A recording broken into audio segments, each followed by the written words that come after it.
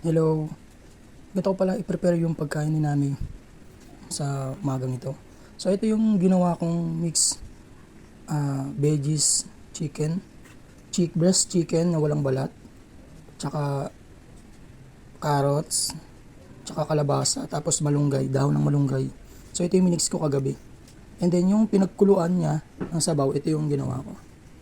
Yan, ito yung sabaw niya nilagay ko dito. Para yan, nandiyan kasi pa yung mga nutrients eh.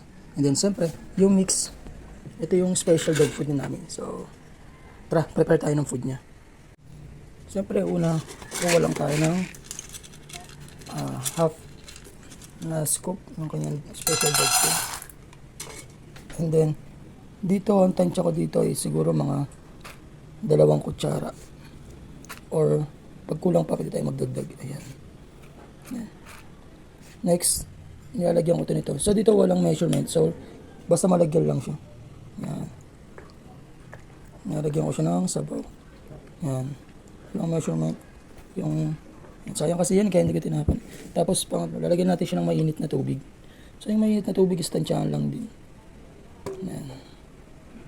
Yan lang. Tapos, mekos mo lang yan, mga insan.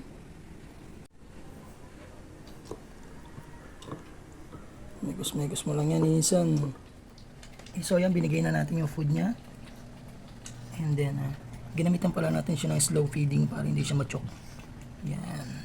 Kasi, ano yan, baby pay. So, hindi na nilang inunguya. So, kaya mostly na-choke sila ganun. Sinisinok, mga ganyan. So, yun lang. Maraming salamat. Eat well, Nami.